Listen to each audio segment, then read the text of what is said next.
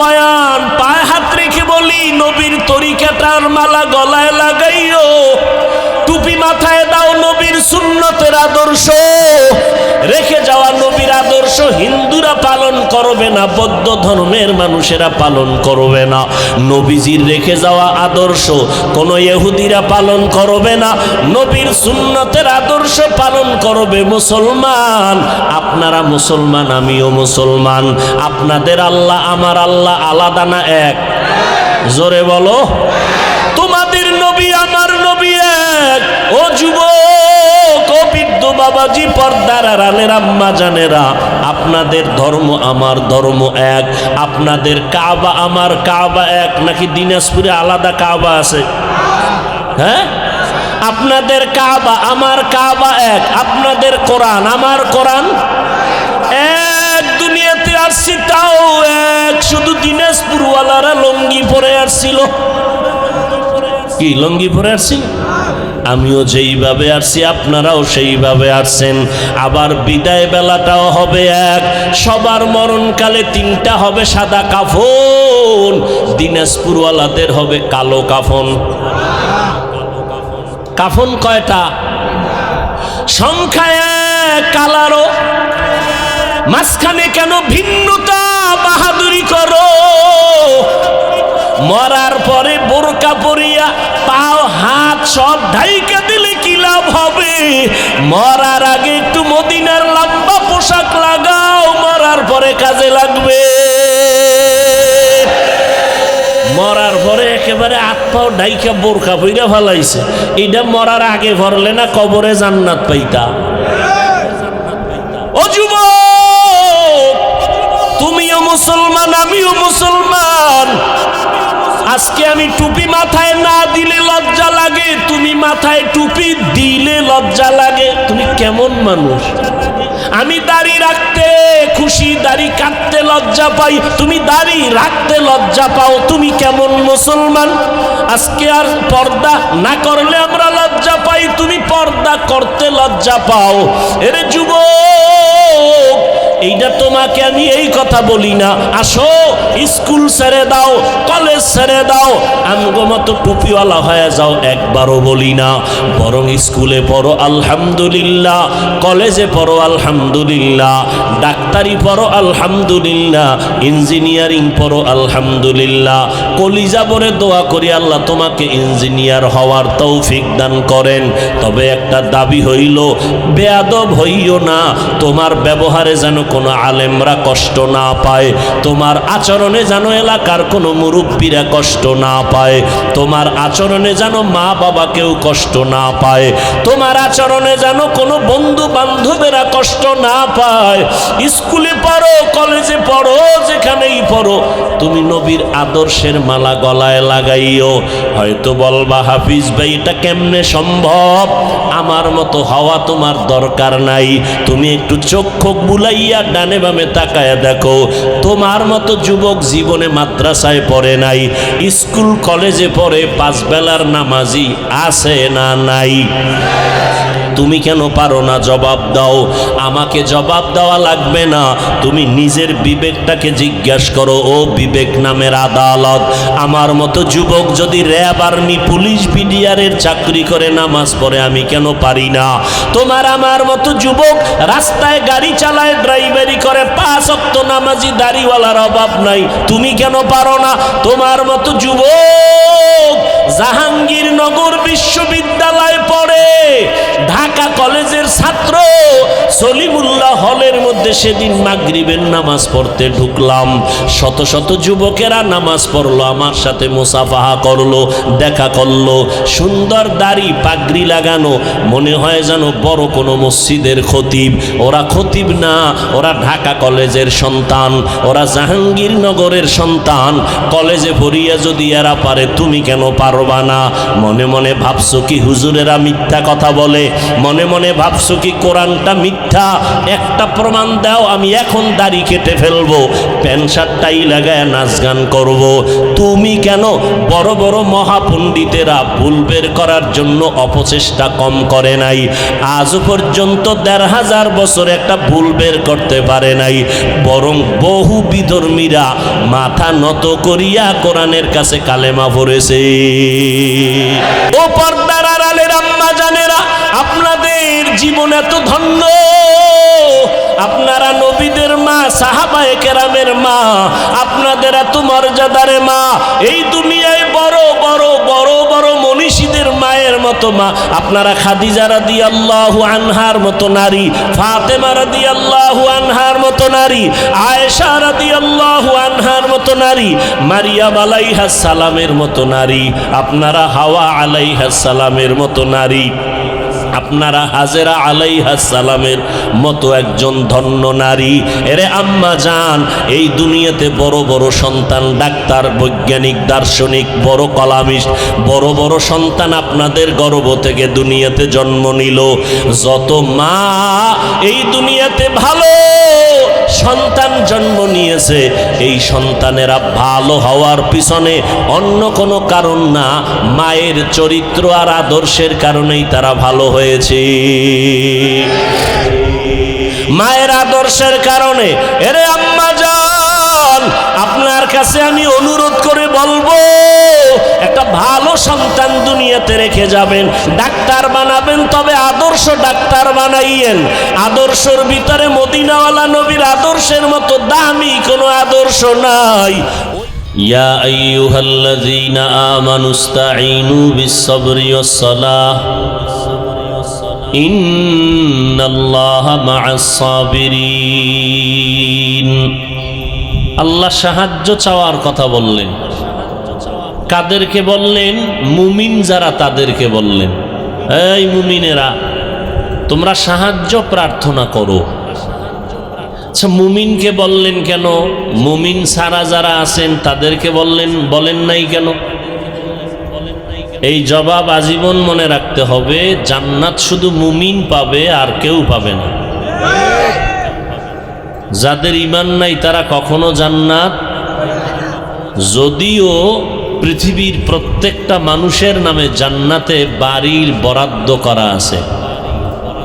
নমরুদের নামে বাড়ি আছে, ফেরাউনের নামে বাড়ি আছে, সাদ্দাদের নামে বাড়ি আছে জান্নাতে, কারুনের নামে, হামানের নামে, আবু জাহাল, আবু লাহাব, সবার নামে জান্নাতে বাড়ি আছে, রসুলের হাদিস। কিন্তু এটাও সত্য কথা, মুমিন ব্যতীত, ঈমানওয়ালা ব্যতীত জান্নাত পাবে না। তাহলে ফেরাউন জান্নাত পাবে না, নমরুদ পাবে না, তো ওদের বানানো, ওদের নামে রেজিস্ট্রি করা জান্নাত কি হবে? আল্লাহ নবীর মাধ্যমে জানায় দিলেন, ও নবী উম্মতকে বলে দেন, আমি মানুষ বানাইছি ইবাদতের জন্য, আর আমার এই ইবাদতের ডিউটি করতে গিয়া কিছু আছে মূল, কিছু আছে ওভার।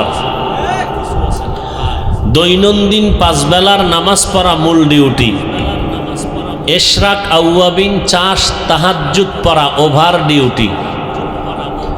রমাজানে রোজা রাখা মুমিন মুমিনাত যারা বালেগ বালেগার জন্য এটা মূল ডিউটি, ফরজ। সপ্তাহের বৃহস্পতিবার, সোমবার, এরপরে আরাফার রোজা, আশুরার রোজা রাখা এটা ওভার ডিউটি, নফল। ধনী মানুষ প্রতি বছর যাকাত দেওয়া মূল ডিউটি, ফরজ। অন্যান্য সময় গরিব, অসহায়, এতিম, মাদ্রাসা, মসজিদ, রাস্তাঘাট, কালভার্ট, মানুষের কল্যাণে অর্থ ব্যয় করা, দান করা, এটা ওভার ডিউটি, নফল।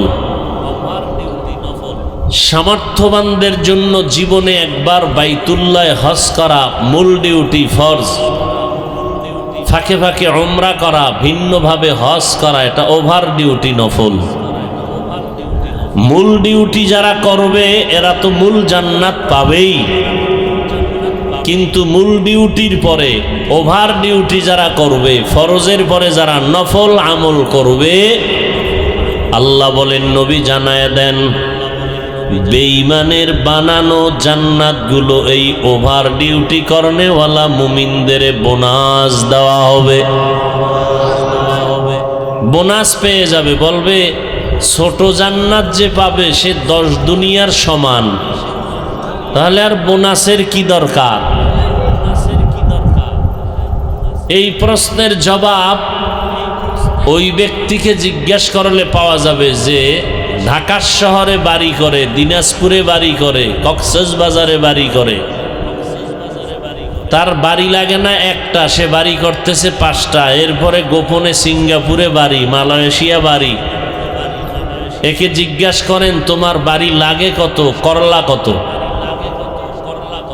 কিয়ামতের দিন মানুষের বাড়ি লাগবে জান্নাত পাইয়া মানুষ এরপর একটা আফসোস করবে, ভিআইপি জান্নাত, বড় জান্নাত কেন পেলাম না? যদি আরেকটু আমল বাড়ায় করতাম তো পেয়ে যেতাম।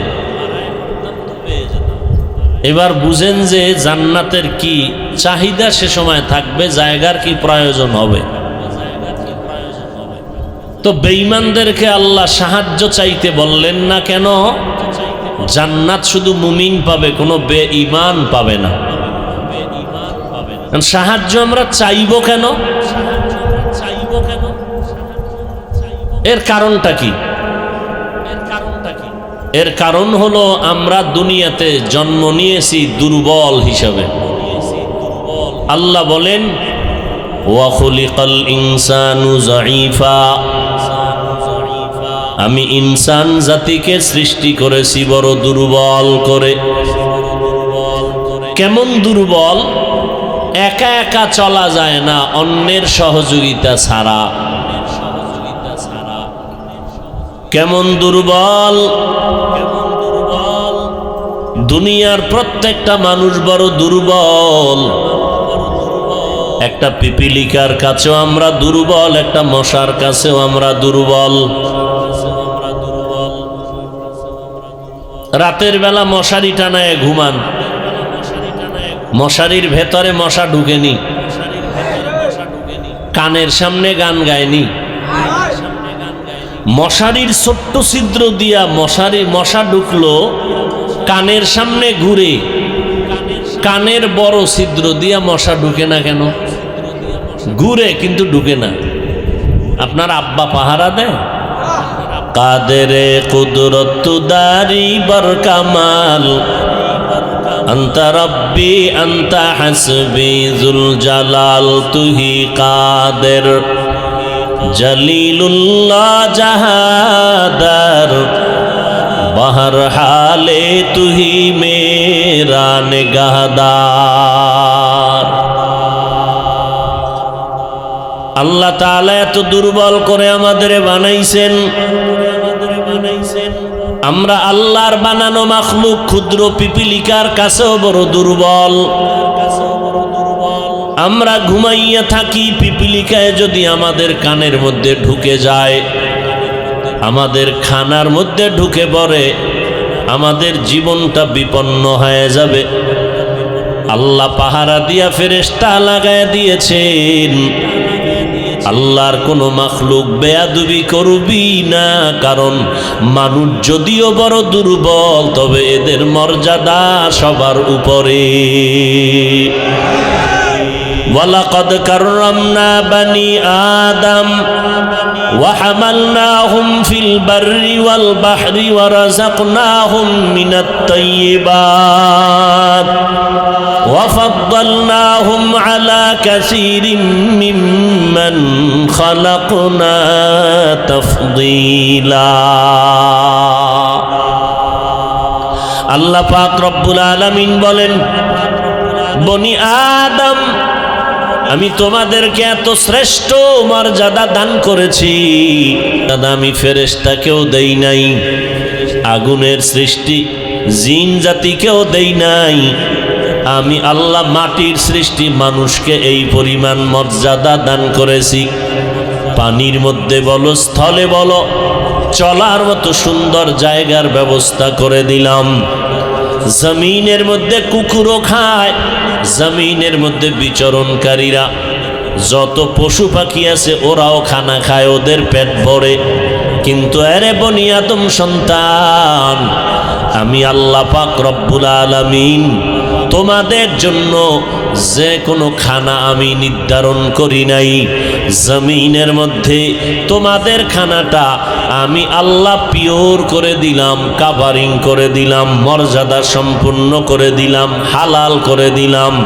পাইবা আর খাইবা এমন কোনো চরিত্র তোমাকে দেই নাই। কারণ আদম আলাইহিস সালামকে জান্নাতের মধ্যে আল্লাহ যখন থাকতে দিলেন, আম্মা জান হাওয়া আলাইহিস সালাম সহ আল্লাহ বললেন, ইয়া আদম উসকুন আনতা ওয়া যাওজুকাল জান্নাতা অকুলা মিনহা রাগাদান হাইসু শিতুমা ওয়ালা তাকরাবা হাযিহিশ শাজারাতা ফাতাকুনা মিনাজ জালিমিন। পয়গম্বর আদম নবিয়িনা আলাইহিস সালাতু ওয়াস সালাম সহ আম্মা জান হাওয়া আলাইহিস সালাম জান্নাতের মধ্যে থাকতে দিলেন। আল্লাহ বললেন, দোনোজন জান্নাতের মধ্যে বিচরণ করো, মনে যা চায় খাও। খাওয়ার বেলায় কোনো বাধা নাই, তবে সাবধান, ওয়ালা তাকরাবা হাযিহিশ শাজারাতা ফাতাকুনা মিনাজ জালিমিন। ওই যে একটা গাছ, ওই গাছের ফল খাওয়া দূরের কথা, নিকটেও যাইবা না। যা মনে চায় খাও, কিন্তু ওই নিষিদ্ধ গাছের কিনারায় যাইবা না। ফল খাওয়া দূরের কথা, মুফাসসিরিনে কেরাম বলেন আল্লাহ খাইতে দিয়া নিষেধ করলেন কেন? ওই গাছটার মধ্যে কি বিষ লাগানো? কয় বিষ নাই। ওই গাছের মধ্যে কি কাটা যাওয়া যাবে না? কয় কাটাও নাই। ফলটা কি বিষ? বলে না। ভালো গাছ, ভালো ফল, নিষেধ কেন করেছেন? আল্লাহ তাআলা শুধু আদমকে নিষেধ করেন নাই, আল্লাহ এই কথার দ্বারা কিয়ামত পর্যন্ত আওলাদে আদম, আদম সন্তানের উপর একটা বিধান কায়েম করে দিলেন। এ দুনিয়ার আদম রে, আদমের সন্তানেরা, দুনিয়াতে তোমাদের জন্য উত্তম খানার আয়োজন করেছি। যা পাও খাও, যা চাইবা তাই পাইবা, কোনো বাধা নাই। তবে আদমকে বলে দিলাম নিষিদ্ধ গাছের কিনারায় যাবা না। আদমের সন্তানেরা, তোমাদের জন্য নিষিদ্ধ গাছের কথা যদিও বলি নাই, তবে কিয়ামত পর্যন্ত তোমাদের স্মরণ রাখতে হবে আমি আল্লাহর দেওয়া খানা খাইবা ঠিক, তবে আগে দেখবা খাওয়ার আগে কোনটা হালাল কোনটা হারাম। যেটা আমি আল্লাহর বিধানে হারাম, মরিয়া যাইবা তারপর হারাম খানা ভেতরে ঢুকাইবা না। আল্লাহর বিধানে হারাম। রমজান, রোজাদার ব্যক্তি রোজা রাখলো, বিকাল 4টা-5টা বেজে গেল, আসরের নামাজ হয়ে গেল, ইফতারি করার টাইম 1 ঘন্টা বাকি আছে। এখন পেটে ক্ষুধা, পানির পিপাসা, সামনে খানাও রেডি, ফ্রিজে ঠান্ডা পানিও আছে, এরপরও কেউ খাবে কেন? ওই খানাটা নাপাক, নাপাক, খাবে না কেন? কার ভয়? ওই খানা এই মুহূর্তে খাওয়া হালাল না হারাম? কার বিধানে হারাম? আল্লাহর বিধানে হারাম। কয় সিয়াম সাধনা করো। কি সাধনা? কয় 1 মাসের সাধনা দিয়া 11 মাস টাইট করবা। রমজানের রোজাদার, সামনে খানাও রেডি, ক্ষুধাও আছে, এরপরও খায় না। পানির পিপাসা, টান দিলে 2 লিটার নাই, এরপরও পানির পিপাসা নিয়ে বসে থাকে, পানি সামনে গেলাসে পান করে না কেন? এই মুহূর্তে আল্লাহর বিধানে এই পানি পান করা হারাম। ঠিক 11 মাস বান্দা তুমি ওই রোজার বিধান কায়েম করো।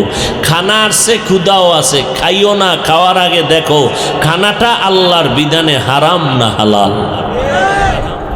গর্তাওয়াক্কুল মিকুনি হর সুবহ শাম, গর্তাওয়াক্কুল মিকুনি হর সুবহ শাম, মিরসানাত রিজকে তু আজলা মাকাম জুজবা হকচি জে মখাজ ইনসুজা ফজলে উ আমস্তে দর জুমলা জাহা। আল্লাহ তাআলা আমাদের দুর্বল করে বানাইছেন। আমরা এতটাই দুর্বল, আল্লাহর বানানো একটা পিপিলিকার কাছেও বড় দুর্বল। মানুষের হাতে বানানো 2 টাকা দামের একটা বেলেটের কাছেও আমরা বড় দুর্বল। মানুষের বানানো জিনিসের কাছেও আমরা দুর্বল। এই মায়ুত, এই স্টান্ড বানাইছে কে? মানুষ। কিন্তু এটা দিয়ে বাড়ি মারলে মানুষ মরে, এটা পুড়ে যায় কিনা ভয়। মানুষের বানানো জিনিসের কাছেও আমরা দুর্বল, এতটাই দুর্বল। এক কথায় জবাব হলো, আমাদের মতো দুর্বল কোনো প্রাণী জমিনের মধ্যে নাই। আমরা সব লাইনে দুর্বল। খানার বেলায় দুর্বল, ঘুমের বেলায় দুর্বল, মেধার বেলায় দুর্বল। দেখছেন নিয়ামগো কি খানা? এই জমিনের মধ্যে বড় বড় সমুদ্র, প্রশান্ত মহাসাগর, ওই সাগরে নীল তিমি আছে, নীল তিমি। এক একটা নীল তিমির প্রতিদিনের খানার তালিকা 1000 কেজি চিংড়ি মাছ। কে খাওয়ায়? আল্লাহ এতগুলো মাছের যদি খাওয়ায়,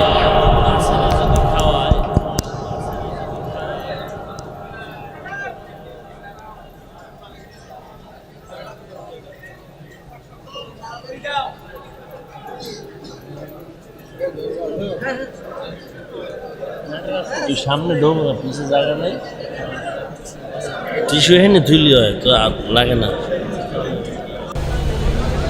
কয়েক মিনিট বিদ্যুৎ চলে গেল না, এই জন্য আপনারা এত অস্থির হয়ে গেলেন।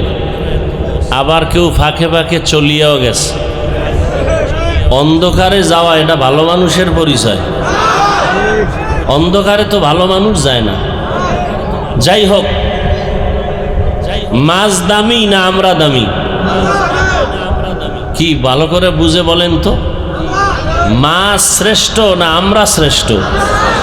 তাহলে প্রশান্ত মহাসাগর, আটলান্টিক মহাসাগর, বঙ্গোপসাগর, বড় বড় সমুদ্রের মাছগুলো কি না খাইয়া মারা গেছে? ওরা যদি খানা পায়, আল্লাহ দেয় খানা, তো আমগো এত পেরেশানি কেন? আল্লাহ আমগো দিতে পারে না? আমরা আল্লাহর কাছে চাই না। আমাদের আগে একটা দল ছিল বনি ইসরাইল। এই বনি ইসরাইলের মানুষ ঈসা নবী আর মুসা নবীর উম্মত। আল্লাহ এদেরকে আসমান থেকে ডাইরেক্ট খানা পাঠাইতেন, ডাইরেক্ট। সন্ধ্যাবেলা দেখতো পাখির ভুনা গোশত জমিনে পড়তেছে বৃষ্টির মতো, এরপরে হালুয়া। তো আল্লাহ কইছে, বনি ইসরাইল চালাকি করবি না, যা পাইছো খাইয়া ফেলা, রাখবি না, কালকের ডাবার আলাদা দিব। এরা মজা পাইয়া কিছু রাইখা দিছে যে কালকে খামু কি। তো রাখার পরে পরের দিন থেকে খানা বন্ধ হয়ে গেছে।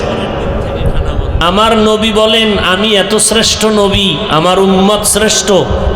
বনি ইসরাইলরা যদি চালাকি না করতো, তো আমার উম্মত আল্লাহর খানা ডাইরেক্ট কিয়ামত পর্যন্ত পাইতো।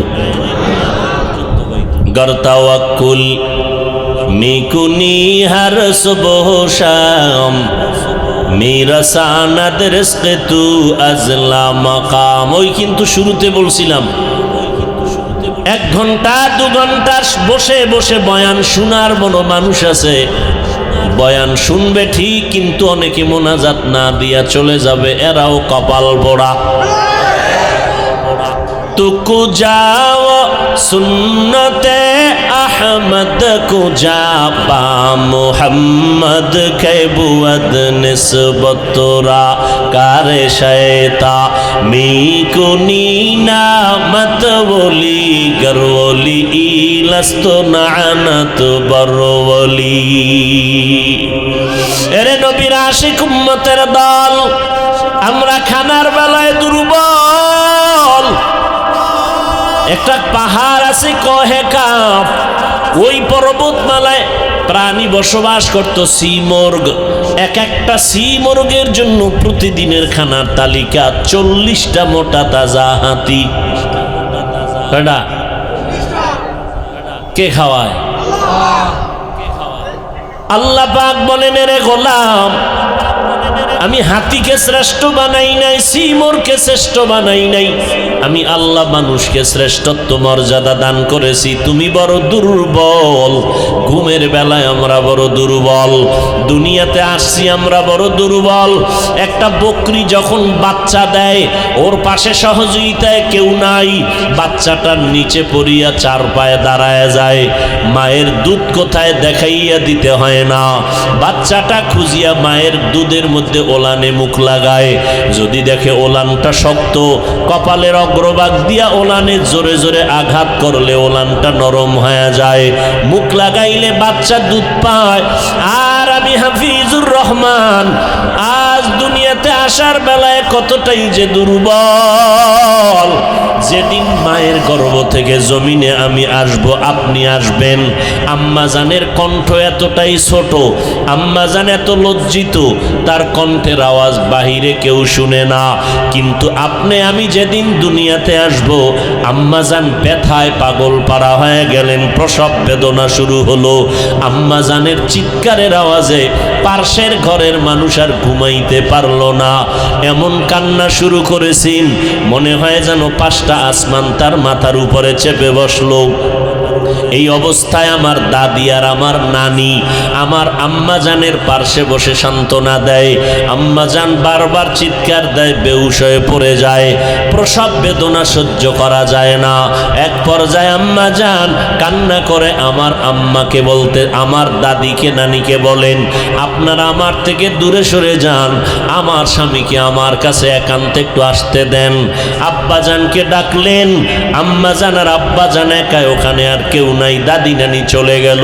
আমার আম্মাজান আব্বাজানের হাতটা ধইরা চোখের পানি ছেড়ে কাঁদে আর বলে, ও স্বামী আমার, আপনার ঘরে আইসা জীবনে মন ভরে খেদমত করতে পারি নাই, আমার প্রসব বেদনা চলতেছে, 7 আসমান মাথার উপর চেপে বসলো, মনে হয় মরে যাব, দয়া করে আমাকে মাফ করে দেন, আমার উপরে কষ্ট রাখবেন না, আমার উপরে কোনো দুঃখ রাখবেন না। আব্বাজানের চোখের পানিও পড়া শুরু হয়ে গেল। আব্বাজান বলে, ও বিবি এত কেন কাঁদো, ধৈর্য ধারণ করো, সবরের মধ্যে বড় বরকত হবে। আম্মাজান কান্না করে করে বেহুশ। এক পর্যায়ে আমি যখন এসে পড়লাম দুনিয়ার জমিনে, আম্মাজান বেহুশ হয়ে চোখ বন্ধ হয়ে গেল। দাদি আর নানি আপনাকে আমাকে ধরিয়া এরপরে মুসাইয়া পরিচ্ছন্ন করিয়া মায়ের সামনে দিল। মা এত কষ্টের কান্নার মধ্যে হঠাৎ আমার চেহারা দেখে মুখে হাসি আসলো, কান্না যেন কোথায় চলে গেল। আম্মাজান আমার গালে চুমু খাইয়া আমার দাদি নানি কয়, তাড়াতাড়ি বাচ্চাকে দুধ দাও। আমার মা যখন আমাকে দুধ দিছে, আমি মুখে নিতে পারি না, ঠোঁটের গাল বেয়ে বেয়ে পড়ে গেছে। আমি এতটাই যে দুর্বল, মায়ের দুধ চুষে চুষে আমি খাইতেও পারি না। আবার অনেক বাচ্চা মায়ের দুধ পায় না। আব্বাজান দৌড়াইয়া ডাক্তারের কাছে হাজির হয়ে গেলেন, ও ডাক্তার, আমার বাচ্চা দুধ পায় না, তাড়াতাড়ি ঔষধ দাও। অথচ ছাগলের বাচ্চাটা মায়ের দুধ না পাইয়া কোনো ডাক্তারের কাছে যায় নাই। ও মায়ের ওলানটা শক্ত দেখার পর মাথা দিয়া আঘাত করে ওলানটারে নরম বানাইয়া নিজেই দুধ পান করলো। একটা বকরির বাচ্চার সামনেও আমরা জন্মগতভাবে বড় দুর্বল। শুধু তাই না, দুনিয়াতে আসার পরে আমরা মেধার দিক থেকে দুর্বল। আমি মনে করি বড় ইঞ্জিনিয়ার, ডাক্তার সাহেব বড় মনে করে আমার মতো মেধাওয়ালা কেউ নাই। এরে নবীর উম্মত, ইঞ্জিনিয়ার সাহেব সুন্দর বিল্ডিং বানায়, আঁকা বাঁকা হয়ে যায়, থিওরির মধ্যে ভুল হয়। মৌমাছিরা এত সুন্দর বিল্ডিং বানাইছে, গাছের সাথে ঝুলাইয়া রাখছে, কোনো রশি দিয়েও বাঁধা নাই। এক একটা মৌ পোকার বাসায় প্রায় আধা মণ থেকে 1 মণ পর্যন্ত মধু থাকে। মধুর বোতলগুলো খোলা, নিচে মুখ করা, 1 ফোঁটা মধু কখনো নিচে গড়াইয়া পড়ে না। ওদের রুমগুলো এত সুন্দর করে বানানো, বেডরুম আলাদা, ড্রয়িং রুম আলাদা, ডাইনিং রুম আলাদা, মধু রাখার কামরাগুলো আলাদা। এরে বান্দা তাকাইয়া দেখো, দুনিয়ার মধ্যে মৌমাছির বাসা। ছোট একটা পাখি আছে, চড়ুই পাখি বলে, বাবুই পাখি বলে, তাল গাছের পাতার সাথে বাসা বানায় সুন্দরভাবে। এত সুন্দরভাবে বাসা বানাইছে, রশি দিয়া টানাও দেয় নাই। যত তুফান হোক না কেন, এই বাবুই পাখি নারিকেল গাছে বাসা না বানাইয়া তাল গাছে কেন বাসা বানাইলি? বলে এই জমিনে মানুষের গুনার কারণে বড় বড় সিডর আসবে, গুনার কারণে বিপদ আসবে। তবে নারিকেল গাছ সিডরে ভেঙ্গে যাবে, যত তুফান আসুক অন্যান্য গাছগুলো ভেঙ্গে যেতে পারে, কিন্তু সহসয় তাল গাছ ভাঙবে না। আল্লাহ আমাদের কতটা দুর্বল বানাইলেন। আমরা দুনিয়ার জ্ঞানের বেলায় দুর্বল, আমরা আখিরাতের জ্ঞানের বেলায় বড় দুর্বল। এখন আমাদের চলতে হলে অন্যের সহযোগিতা ছাড়া চলা যাবে না। এখন অন্যের সাহায্য লাগবেই, না হয় আমার চলার কোনো পথ নাই। অন্যের সহযোগিতা ছাড়া আমি চলতে পারি না। আমি হাফিজুর রহমান এত সম্মান বয়ান করি, কিন্তু আমার পেটে যদি ভাত দিতে হয়, আমার বাচ্চারে যদি খানা দিতে হয়, আমার চালওয়ালার কাছে যেতেই হবে। তখন বলা যাবে না আমি এত বড় মানুষ, চাল দোকান গরিবের কাছে কেন যাব, মাছওয়ালার কাছে কেন যাব, আমি মাছওয়ালার কাছে দুর্বল। যদি বলি আমি গরিবের সহযোগিতা নিব না, তাহলে আমার মতো পঙ্গু জীবন আর কারো হতেই পারে না। আল্লাহ প্রত্যেকটা মানুষকে দুর্বল করে বানায় দিছেন। বাহাদুরি করবি না, বড় বাহাদুরের লাশ, ফেরাউনের লাশটা এখনো মিশরে পড়ে আছে। কোটি টাকার মালিক দেখো অভাব হয় না দূর, গরিব ঘুমায় আরাম করে মনটা বাহাদুর। ফেরাউনের লাশটা দেখো মিশর জাদু ঘরে, খায় না মাটি পোকা মাছি সবাই ঘৃণা করে। হৃদয়ে থাকিবে যার নম্রতা সদা, রহমত আসিবে সেথা প্রভুর ওয়াদা।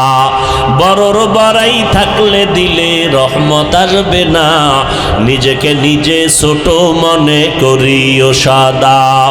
উঁচু জমিন থেকে পানি নিচু জমিনে যায়, তেমনি খোদার রহমত আসে নম্রতার হৃদয়। ভোগবিলাসের বাড়ি গাড়ি পরে রবে সব, ভোগবিলাসের বাড়ি গাড়ি পরে রবে সব। থাকতে সময় স্মরণ করো আল্লাহ আমার রব। আমাদের রবকে ইন্নাল্লাযীনা ক্বালু রাব্বুনাল্লাহু সুম্মা ইসতাকামু ফালা খাউফুন আলাইহিম ওয়ালা হুম ইয়াহজানুন। আল্লাহ বলেন যারা আমাকে রব বলে স্বীকার করবে এবং এর উপরে নিজের জীবনটা ইস্তেকামতের সাথে চালাবে, তাদের কোনো ভয় নাই, কোনো পেরেশানি নাই। আল্লাহ নিজের কুদরতে বান্দাকে জান্নাতের মেহমানখানায় পৌঁছাইয়া দিবে। আয় বেরাদার দূরে বাসাজ ইয়ারে বদ বদ তরবুয়াদ মারে বদ। আল্লাহ আমাদের দুর্বল করে বানাইলেন।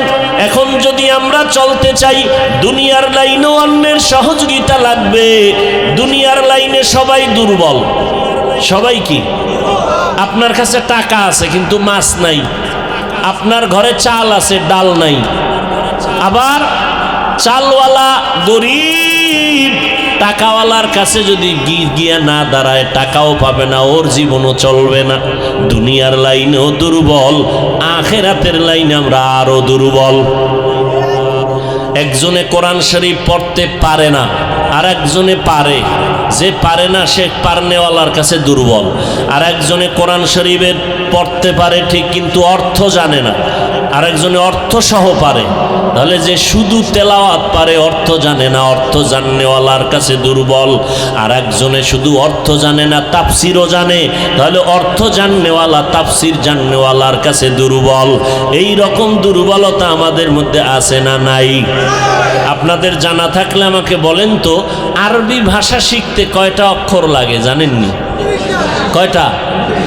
কেউ যদি দুনিয়ার বড় বাহাদুর বড় পণ্ডিত কয় যে আমি একা একা 29টা অক্ষর শুদ্ধ করে শিখব, 1000 কোটি বছর হায়াত থাকলেও সে একা একা শুদ্ধ করে শিখতে পারবে?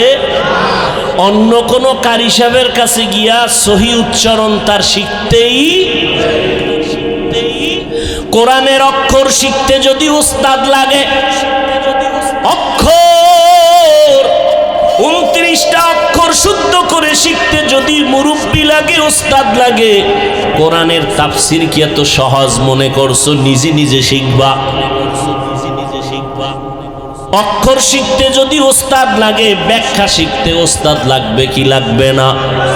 অতএব যারা বলে আমগো কোনো মুরব্বি লাগে না, কোনো বুজুর্গ লাগে না, কোনো অলিয়া উলিয়া লাগে না, তারা ভণ্ড। তারা কি? আমি তো বলি যারা বলে অলি মানি না, আউলিয়া মানি না, তারা কোরআন মানে না, বুখারী শরীফ মানে না। আউলিয়া মানার কথা আছে কোরআনে, অলি কথা শব্দ আছে বুখারী শরীফের ভেতরে, শুধু আছে এতটুকুই না। আল্লাহ বলেন আমি 2 দল মানুষের সাথে যুদ্ধ করার জন্য রেডি। আল্লাহ যদি যুদ্ধ করতে চায় কারো সাথে, কত বেজার হইয়া কথাটা আল্লাহ বললেন, কত অভিশপ্ত কথা। আল্লাহ 2 দল মানুষের সাথে যুদ্ধ করার জন্য রেডি। এক দলের কথা আছে কোরআনে, আর এক দলের কথা আছে বুখারী শরীফে। কোরআনের বর্ণিত দলের নাম সুদ খায় যারা, তারা। এদিকে সুদ টুদ নাই।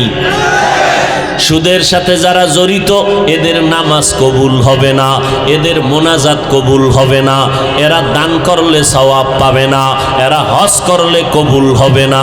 24টা ঘন্টার সেকেন্ডে সেকেন্ডে সেকেন্ডে গর্ভধারিণী মায়ের সাথে জিনার গুনাহ লেখা হয়। ইয়া আইয়ুহাল্লাযীনা আমানুত্তাকুল্লাহ ওয়া যারু মা বাকিয়া মিনার রিবা ইন কুনতুম মুমিনিন ফাইন লাম তাফআলু ফাআযানু বিহারবিম মিনাল্লাহি ওয়া রাসূলি। ও মুমিনেরা, সূরা বাকারা 275 নম্বর আয়াত থেকে বাংলা তরজমা পড়ে দেখো। আল্লাহ কয়, ও মুমিন, সুদের থেকে নিজেরে বাঁচাও যদি আল্লাহর ভয় থাকে, খাঁটি মুমিন হইয়া পরিচয় দিতে চাও। আর যদি এই হারাম খাইতে চাও, রেডি থাক, আমার আল্লাহ আমার রসুল তোমার সাথে যুদ্ধ করার জন্য রেডি। আল্লাহ সুদের গুনাহ থেকে গোটা জাতিকে হেফাজত করেন। মায়ের সাথে জিনা করা, এটা কি কত বড় নিকৃষ্ট কথা! আর এক দলের সাথে আল্লাহ যুদ্ধ করবেন, বুখারী শরীফে বলা হয়েছে, قال النبي صلى الله عليه وآله وسلم فيما يرويه عن ربه عز وجل من عادى لي وليا فقد آذنته بالحرب। আল্লাহর নবী বলেন, বড় হাদিস বুখারী শরীফে, আল্লাহ বলেন নবী উম্মতের জানায় দেন হাদিসে কুদসি, যারা আমার ওলিদের সাথে দুশমনি করবে, আমি আল্লাহ যুদ্ধ করার জন্য তার সাথে তৈয়ার। এজন্য বলি, যারা বলে ওলি মানি না, আউলিয়া মানি না, তারা ভণ্ড। আমার দিয়ে দিলে দুশমনি কেন আমার সাথে? পিছনে নেন, আরো পিছনে নেন, কমায় দেন।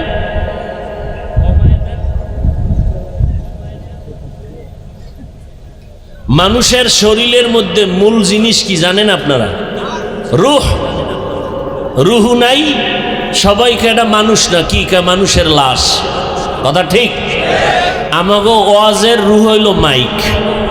আমার বাতিও লাগবে না, প্যান্ডেলও লাগবে না, কিচ্ছু লাগবে না। আমরা অন্ধকারে কানে আঙ্গুল দিয়া চোখ বন্ধ করে, মাইক আছে তো বয়ান চলবে। আমাদের বয়ানের রূহ মাইক। এখন এটা কেমনে বুঝাবো? বেশি কথা বলাও যায় না, কোন দিক দিয়ে আবার বেয়াদবি হয়ে যায়। আপনারা সব দামি মানুষ, কষ্ট হলেও কথা বলে যাই। ভাইরা আমার, সাহায্য ছাড়া চলার উপায় নাই। আমরা সবাই দুর্বল, দুনিয়ার লাইনেও দুর্বল, আখিরাতের লাইনেও বড় দুর্বল। আখিরাতের লাইনে আপনি কোরআনের অর্থ জানেন না। এই যে বিশাল প্যান্ডেলের মানুষ বসা, অধিকাংশ মানুষ কোরআন পড়তে পারে না, অর্থ জানবে পরের কথা। এই সমস্ত মানুষ যদি নামাজকে শুদ্ধ করতে চায় তাহলে ওস্তাদের কাছে যাওয়া লাগবে নি? কথা বলেন না কেন? এই ওস্তাদের কাছে যাইয়া শিখবেন, এটা তো খারাপ কিছু না। কি এই কাজটাই তাবলিগওয়ালারা করে, আর কি করে? যারা নামাজ শিখে নাই এখন নামাজ শিখায়, যারা কোরআন শিখে নাই এদের কোরআন শিখায়। তাহলে আপনি তাবলিগের বিরোধিতা করেন কেন? তাবলিগের কারণে কি কোনো মানুষ গাঞ্জা খায়? বলেন, একটা প্রমাণ দেন। আমি এখন তাবলিগের বিরুদ্ধে দাঁড়ায় যাব, আমি একাই যথেষ্ট ইনশাআল্লাহ। গোটা দেশের মধ্যে তাবলিগের বিরুদ্ধে ওয়াজ করব। তাবলিগে যাওয়ার কারণে দাড়ি কাটে, বলেন তো? তাবলিগ করার কারণে কেউ বেপরদায় চলে, তো তাবলিগের বিরোধিতা করেন কেন? গরুর গোশত দিয়া খিচুড়ি পাকাইছে, মজা না খারাপ? কম মজা না বেশি মজা? যে খাইতে চায় না ওকে দাও। এখন যদি গরুর গোশতের খিচুড়ি দেয়, দামি দামি মানুষ বলবে ভাই খবরদার বিষ দে, তারপরে এটা খাওয়া যাবে না। গরু খাবে না কেন? গরুর ভিতরে ঝামেলা না তার ফ্যাটে ঝামেলা? বলেন, সবাই বলেন। তাবলিগের কারণে, খাঁটি আল্লাহওয়ালাদের কারণে, ওলামা মাশায়েখদের কারণে কোটি মানুষ আজ দিন পেয়েছে, ইসলাম পেয়েছে, নামাজ শিখেছে, রসুলকে পেয়েছে, কালেমা শিখেছে। কথা ঠিক না? অতএব এদের বিরোধিতা যদি কেউ করে বুঝতে হবে তাবলিগের সমস্যা না, এদের অন্তরে সমস্যা। আল্লাহ হেদায়াত দান করুন। আচ্ছা, আমি যে বয়ান করতেছি, এই যে পাঁচকল্লি টুপি মাথায় দিয়ে বয়ান করলাম দীর্ঘ টাইম, আমি কি বলছি আপনারা পাঁচকল্লি টুপি মাথায় দিতে হবে? আবার আমি বলছি লাগবে, ডিস্টার্ব করেন কেন? আমি কি বলছি পাঁচকল্লি টুপি মাথায় দিতে হবে? শুধু এখানে না, 12টা মাস ঘুরে ঘুরে চিল্লাইয়া বয়ান করি রে যুবক, পায়ে হাত ধরে ধরে বয়ান করি রে বাবা। পাঁচকল্লি টুপি মাথায় দিছি, কোনো কাউকে যারা টুপি পরে না তাদেরও গালি দেই না, এই কথাও বলি না এই টুপি মাথায় দাও। অন্য টুপির বিরুদ্ধেও বলি না। কওমি মাদ্রাসায় লেখাপড়া করেছি, কোনোদিন আলিয়ার বিরুদ্ধে বলি না, স্কুল কলেজের বিরুদ্ধে বলি না রে যুবক। লম্বা জামা পরেছি, কোনোদিন ভিন্ন পোশাকের বিরুদ্ধে বলি না। ও আল্লাহর বান্দারা, 12টা মাস এত চিল্লাইয়া বয়ান করি, 12 মাস লাগতো না, 6টা মাসের জন্য যদি আমার হিন্দু পাড়ায় পাঠাইয়া দিতা বয়ান করতে, আল্লাহর উপরে ভরসা করে বলতে চাই, ও দিনাজপুরের মুসলমানেরা, 6টা মাস যদি 1 ঘন্টা করে প্রতিদিন আমি হিন্দু পাড়ায় বয়ান করতাম, আল্লাহর কোরআন দিয়া, নবীর সুন্নতের আদর্শ দিয়া, 6 মাসে ইনশাআল্লাহ পুরা হিন্দু পাড়াওয়ালারা নবীর আশেক হতে বাধ্য হয়ে যাইত। কিন্তু দুঃখ, সারা দেশ ঘুরে ঘুরে মুসলমানের পায়ে ধরে ধরে বয়ান করি, বয়ান করিয়া বলি না পাঁচকল্লি পড়ো নাইলে জাহান্নামে যাবা, কওমি মাদ্রাসায় পড়ো না হয় জাহান্নামে যাবা, একবারও বলি না। পীর সাহেবের কাছে না গেলে গুনাহ হবে, তাও বলি না। তাবলিগ না করলে গুনাহ হবে, তাও কখনো বলি নাই। কওমি মাদ্রাসায় না পড়লে গুনাহ হবে, তাও একবারও বলি নাই। তাহলে কি বলি? গোটা বাংলাদেশে ঘুরে ঘুরে ফজরের পরে দিন নাই রাত নাই, কত কষ্ট, পায়ে হাত ধরিয়া 2টা স্লোগান সবার অন্তরের মধ্যে ঢুকাইতে চাই। কয়টা স্লোগান? 2টা স্লোগান। 1 নাম্বার স্লোগান, ও বান্দা যতদিন দুনিয়াতে বেঁচে থাকবা গোলামি করবা আমার আল্লাহর, যতদিন দুনিয়াতে বেঁচে থাকবা আদর্শ মানবা মদিনাওয়ালা নবী। এরে যুবক, দল টল বুঝি না, আল্লাহর মোহাব্বতের বয়ান, পায়ে হাত রেখে বলি নবীর তরিকাটার মালা গলায় লাগাইও, টুপি মাথায় দাও, নবীর সুন্নতের আদর্শ রেখে যাওয়া নবীর আদর্শ হিন্দুরা পালন করবে না, বৌদ্ধ ধর্মের মানুষেরা পালন করবে না, নবীজির রেখে যাওয়া আদর্শ কোন ইহুদিরা পালন করবে না, নবীর সুন্নতের আদর্শ পালন করবে মুসলমান। আপনারা মুসলমান, আমিও মুসলমান। আপনাদের আল্লাহ আমার আল্লাহ আলাদা না এক? জোরে বলো। তোমাদের নবী আমার নবী এক। ও যুবক, ও বৃদ্ধ বাবাজি, পর্দার আড়ালের আম্মা জানেরা, আপনাদের ধর্ম আমার ধর্ম এক, আপনাদের কাবা আমার কাবা এক। নাকি দিনাজপুরে আলাদা কাবা আছে? হ্যাঁ, আপনাদের কাবা আমার কাবা এক, আপনাদের কোরআন আমার কোরআন এক। দুনিয়াতে আসছি তাও এক, শুধু দিনাজপুরওয়ালারা লঙ্গি পরে আসছিল। কি লঙ্গি পরে আসছি? আমিও যেইভাবে আসছি আপনারাও সেইভাবে আসছেন। আবার বিদায় বেলাটাও হবে এক। সবার মরণকালে তিনটা হবে সাদা কাফন, দিনাজপুরওয়ালাদের হবে কালো কাফন। কাফন কয়টা? সংখ্যা এক, কালারও। মাঝখানে কেন ভিন্নতা? বাহাদুরি করো। মরার পরে বোরকা পরিয়া পাও হাত সব ঢাইকা দিলে কি লাভ হবে? মরার আগে একটু মদিনার লম্বা পোশাক লাগাও, মরার পরে কাজে লাগবে। মরার পরে একেবারে হাত পাও ঢাইকা বোরকা পইরা ফেলাইছে, এটা মরার আগে ভরলে না কবরে জান্নাত পাইতা? ও যুবক, তুমিও মুসলমান, আমিও মুসলমান। আজকে আমি টুপি মাথায় না দিলে লজ্জা লাগে, তুমি মাথায় টুপি দিলে লজ্জা লাগে। তুমি কেমন মানুষ? আমি দাড়ি রাখতে খুশি, দাড়ি কাটতে লজ্জা পাই, তুমি দাড়ি রাখতে লজ্জা পাও। তুমি কেমন মুসলমান? আজকে আর পর্দা না করলে আমরা লজ্জা পাই, তুমি পর্দা করতে লজ্জা পাও। এরে যুবক, এইটা তোমাকে আমি এই কথা বলি না, আসো স্কুল ছেড়ে দাও, কলেজ ছেড়ে দাও, আমগো মতো টুপিওয়ালা হয়ে যাও, একবারও বলি না। বরং স্কুলে পড়ো আলহামদুলিল্লাহ, কলেজে পড়ো আলহামদুলিল্লাহ, ডাক্তারি পড়ো আলহামদুলিল্লাহ, ইঞ্জিনিয়ারিং পড়ো আলহামদুলিল্লাহ। কলিজা ভরে দোয়া করি আল্লাহ তোমাকে ইঞ্জিনিয়ার হওয়ার তৌফিক দান করেন। তবে একটা দাবি হইল, বেয়াদব হইও না, তোমার ব্যবহারে যেন কোনো আলেমরা কষ্ট না পায়, তোমার আচরণে যেন এলাকার কোনো মুরব্বীরা কষ্ট না পায়, তোমার আচরণে যেন মা বাবা কেউ কষ্ট না পায়, তোমার আচরণে যেন কোনো বন্ধু বান্ধবেরা কষ্ট না পায়। স্কুলে পড়ো, কলেজে পড়ো, যেখানেই পড়ো, তুমি নবীর আদর্শের মালা গলায় লাগাইও। হয়তো বলবা হাফিজ ভাই এটা কেমনে সম্ভব? আমার মতো হওয়া তোমার দরকার নাই। তুমি একটু চক্ষু বুলাইয়া ডানে বামে তাকায়া দেখো, তোমার মতো যুবক জীবনে মাদ্রাসায় পড়ে নাই, স্কুল কলেজে পড়ে, পাঁচ বেলার নামাজি আছে না নাই? তুমি কেন পারো না? জবাব দাও। আমাকে জবাব দেওয়া লাগবে না, তুমি নিজের বিবেকটাকে জিজ্ঞাসা করো। ও বিবেক নামের আদালত, আমার মতো যুবক যদি র্যাব, আর্মি, পুলিশ, বিডিআরের চাকরি করে নামাজ পড়ে, আমি কেন পারি না? তোমার আমার মতো যুবক রাস্তায় গাড়ি চালায়, ড্রাইভারি করে, 5 ওয়াক্ত নামাজি দাড়িওয়ালার অভাব নাই, তুমি কেন পারো না? তোমার মতো যুবক জাহাঙ্গীরনগর বিশ্ববিদ্যালয়ে পড়ে, ঢাকা কলেজের ছাত্র, সলিমুল্লাহ হলের মধ্যে সেদিন মাগরিবের নামাজ পড়তে ঢুকলাম, শত শত যুবকেরা নামাজ পড়লো, আমার সাথে মুসাফাহা করলো, দেখা করলো, সুন্দর দাড়ি পাগড়ি লাগানো, মনে হয় যেন বড় কোনো মসজিদের খতিব।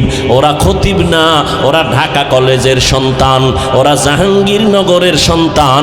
কলেজে পড়িয়া যদি এরা পারে, তুমি কেন পারবা না? মনে মনে ভাবছো কি হুজুরেরা মিথ্যা কথা বলে? মনে মনে ভাবছো কি কোরআনটা মিথ্যা? একটা প্রমাণ দাও, আমি এখন দাড়ি কেটে ফেলবো, প্যান্ট শার্টটাই লাগায় নাচ গান করবো। তুমি কেন? বড় বড় মহাপণ্ডিতেরা ভুল বের করার জন্য অপচেষ্টা কম করে নাই। আজ পর্যন্ত ১৫০০ বছর একটা ভুল বের করতে পারে নাই, বরং বহু বিধর্মীরা মাথা নত করিয়া কোরআনের কাছে কালেমা পড়েছে। ও পর্দার আড়ালের আম্মা জানেরা, আপনাদের জীবন এত ধন্য, আপনারা নবীদের মা, সাহাবায়ে কেরামের মা, আপনাদের এত মর্যাদার মা। এই দুনিয়ায় বড় বড় বড় বড় মনীষীদের মায়ের মতো মা। আপনারা খাদিজা রাদিয়াল্লাহু আনহার মতো নারী, ফাতেমা রাদিয়াল্লাহু আনহার মতো নারী, আয়েশা রাদিয়াল্লাহু আনহার মতো নারী, মারিয়াম আলাইহাস সালামের মতো নারী, আপনারা হাওয়া আলাইহাস সালামের মতো নারী, আপনারা হাজেরা আলাইহাস সালামের মতো একজন ধন্য নারী। এরে আম্মা জান, এই দুনিয়াতে বড় বড় সন্তান, ডাক্তার, বৈজ্ঞানিক, দার্শনিক, বড় কলামিস্ট, বড় বড় সন্তান আপনাদের গর্ভ থেকে দুনিয়াতে জন্ম নিল। যত মা এই দুনিয়াতে ভালো সন্তান জন্ম নিয়েছে, এই সন্তানেরা ভালো হওয়ার পিছনে অন্য কোনো কারণ না, মায়ের চরিত্র আর আদর্শের কারণেই তারা ভালো হয়েছে। মায়ের আদর্শের কারণে। এরে আম্মা জান, আপনার কাছে আমি অনুরোধ করে বলবো, একটা ভালো সন্তান দুনিয়াতে রেখে যাবেন, ডাক্তার বানাবেন, তবে আদর্শ ডাক্তার বানাইয়েন। আদর্শের ভিতরে মদিনাওয়ালা নবীর আদর্শের মতো দামি কোনো আদর্শ নাই।